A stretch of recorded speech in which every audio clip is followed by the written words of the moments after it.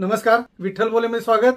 मी विठ्ठल पाटील। काँग्रेसची अवस्था आज इतकी वाईट झालेली आहे की दिल्लीमध्ये अस्तित्वासाठी सरसेनापती लढतायत। राहुल गांधी काँग्रेससाठी आणि जनतेतील सर्वसामान्यांसाठी विद्यमान सरकारच्या विरोधात लढा देत आहेत। अर्थातच त्यांना त्यांचे सहकारी पाठिंबा देत आहेत। यात शरद पवारांपासून अनेक दिग्गज आहेत। एकीकडे दिल्लीमध्ये ही परिस्थिती सुरू असताना जिल्हा आणि तालुका लेवलला मात्र काँग्रेसची इतकी पडझड सुरू आहे की काँग्रेस पश्चिम महाराष्ट्रातून खरोखरच हद्दपार होणार काय, पश्चिम महाराष्ट्र काँग्रेस मुक्त होणार काय, अशी परिस्थिती आज आलेली आहे। कारण सांगली कोल्हापूरचा विचार करता काँग्रेसला विचार करण्याची वेळ आलेली आहे। ज्या सांगली जिल्ह्याने स्वातंत्र्य लढ्यात झोकून देऊन अनेक शहीदांनी काँग्रेसचं काम केलं, त्यानंतर सुद्धा राजाराम बापू पाटील यांच्यापासून वसंतदादा पाटील यांच्यापर्यंत अशा दिग्गजांनी सांगली सातारा जिल्ह्यातील काँग्रेसची फळी मजबूत करून देशासाठी योगदान दिलं। त्यात सांगली जिल्ह्यावर आज आणि सातारा कोल्हापूर जिल्ह्यावर इतकी वाईट परिस्थिती आलेली आहे की काँग्रेस खरोखर ढासळत आहे। येथे काँग्रेसचा टिकाव लागेल की नाही अशी परिस्थिती निर्माण झालेली आहे। अर्थात या परिस्थितीला भारतीय जनता पार्टी जबाबदार असल्याचं सांगितलं जात असलं तरी ही राजकीय स्पर्धा आहे, राजकीय ईर्ष्या आहे। या ईर्ष्येमध्ये, या स्पर्धेमध्ये, या युद्धात प्रत्येक जण समोरच्याला नामोहरम करण्याचा प्रयत्न करणारच।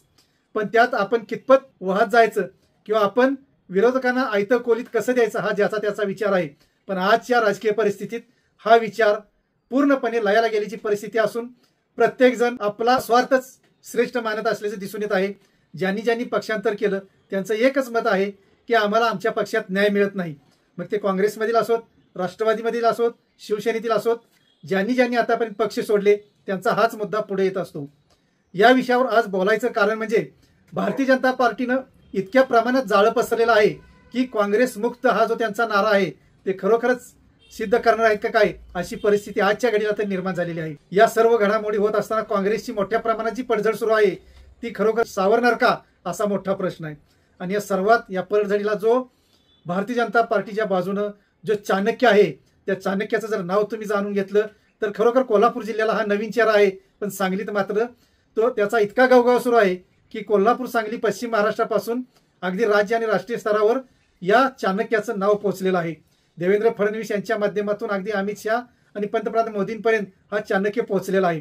हा चाणक्य म्हणजे एवढा खरोखर चाणाक्ष कसा, असा भल्या भल्या राज्यकर्त्यांना आज प्रश्न पडलेला आहे। विनय कोरेंच्या जनसुराज्य शक्ती पक्षाच्या माध्यमातून पुढे आलेलं हे नेतृत्व म्हणजे समित कदम, सांगलीच्या मिरज परिसरातील यांचे आई वडील राजकीय क्षेत्रात असणारे म्हणजेच राजकीय वारसा असणारे समित कदम विनय कोरेंच्या संपर्कात आले, त्यांच्या पक्षाचे युवा प्रदेशाध्यक्ष झाले।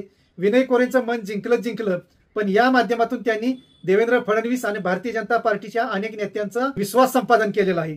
या समित कदमांबद्दल अनेकदा आरोप होतात, त्यांच्या बाबतीत काही टीका होते, पण जेव्हा माणूस यशोशिखरावर असतो तेव्हा टीका ही ठरलेलीच असते। पण त्या टीकेकडे दुर्लक्ष करून जो माणूस आपलं ध्येय निश्चित गाठण्यासाठी जी धावपळ करतो ते वाखाणण्याजोगं असतं। समित कदमांचं नाव इथं येण्याचं कारण म्हणजे या समित कदमांनीच कोल्हापूर आणि सांगली जिल्ह्यातील अनेक नेत्यांना गळ टाकून भारतीय जनता पार्टीत त्यांचा प्रवेश घडवून आणलेला आहे।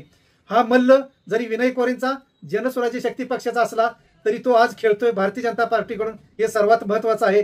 आणि डावपेच करतोय ते काँग्रेसवर करतोय, म्हणजे ही चाल पाहण्यासारखी आहे। विनय कोरे हे भारतीय जनता पार्टीचे सहयोगी आमदार आणि सत्ताधाऱ्यांचे घटक पक्ष आहेत। विनय कोरे यांनी काही वर्षापूर्वी चाणाक्ष म्हणून समित कदम यांना जवळ केलं। समित कदम यांनी कोरेंच्या जवळ गेल्यानंतर सर्वप्रथम त्यांनी वारणेतील शुद्धीकरण केलं। अनेक कार्यकर्ते, विनय कोरेंचे जवळचे कार्यकर्ते सुद्धा असं सांगतात की समित कदम जसे वारणेला आले तसं कोरेंचा राजकीय दबदबा वाढत गेला। ज्या मीडियापासून, माध्यमांपासून कोरे लांब होते ते माध्यमांच्या जवळ आले। या समित कदमांच्या एकूण प्रभावामुळे विनय कोरेंवरही असा प्रभाव पडला की त्यांनी मीडियामध्ये आणि जनमानसामध्ये जास्तीत जास्त संपर्क ठेवण्याचा प्रयत्न केला। हेच समित कदम आज मुख्यमंत्री देवेंद्र फडणवीस यांच्या जवळ आहेत। मुख्यमंत्री फडणवीस यांच्या थिंक टँक मध्ये आहेत असं म्हटलं तरी ते वावगं ठरणार नाही।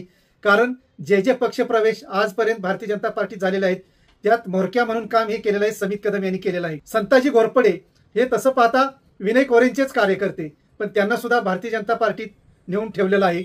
आजचं जर सांगलीचं उदाहरण पाहता जयश्री पाटील यांना भारतीय जनता पार्टीत आणण्यामध्ये, अण्णा डांगे यांना भारतीय जनता पार्टीत आणण्यामध्ये, एवढंच नव्हे तर काँग्रेसचे जिल्हाध्यक्ष पृथ्वीराज पाटील यांना सुद्धा भारतीय जनता पार्टीत दाखल करण्यामध्ये समित कदम यांचा मोठा वाटा आहे। सांगलीचे पालकमंत्री चंद्रकांत दादा पाटील यांच्या माध्यमातून समित कदम गळ टाकतात आणि तो गळ इतका यशस्वी ठरतो की तो ज्याला गळ टाकलाय तो भारतीय जनता पार्टीत येऊन पोहोचलाच पाहिजे, इतकी ताकद, इतका चाणक्यपणा हा चाणक्य अवलंबतो. आणि म्हणूनच आज तो भारतीय जनता पार्टीच्या गोटात सक्रियपणे वावरत आहे. मध्यंतरी त्यांना उद्धव ठाकरेंबद्दल तक्रार करण्यासाठी माजी गृहमंत्री अनिल देशमुख यांच्यावर जो गळ टाकण्यात आला होता त्यावेळी सुद्धा फडणवीस यांनी समित कदम यांचा वापर केला होता. म्हणजेच समित कदम हे असं चाणक्य व्यक्तिमत्व आहे की या व्यक्तिमत्वावर एखादी जबाबदारी सोपवावी आणि ती त्यांनी पूर्ण करावी, असाच आज भारतीय जनता पार्टीचा विश्वास बसलेला आहे. जरी मूळचे ते जनस्वराज्य शक्ती पक्षाचे असले आणि आजही जनस्वराज्य शक्ती पक्षाचे पदाधिकारी असले तरी बहुतांश काम मात्र ते भारतीय जनता पार्टीसाठी करतात. हे सर्व राजकीय क्षेत्रात बोललं जात आहे. जनस्वराज्याचा पैलवान भारतीय जनता पार्टीकडून लढतोय म्हणूनच बोललं जात आहे. ही जी चर्चा सुरू आहे ती समित कदमांबाबतच आहे. आज समित कदम फक्त मिरजेपुरते माहिती होते, नंतर वारणा, शावडी, पन्हाळा विधानसभा मतदारसंघात माहिती झाली. ते आज कोल्हापूर, सांगली, सातारा जिल्ह्यात चर्चेचा विषय ठरलेले आहेत.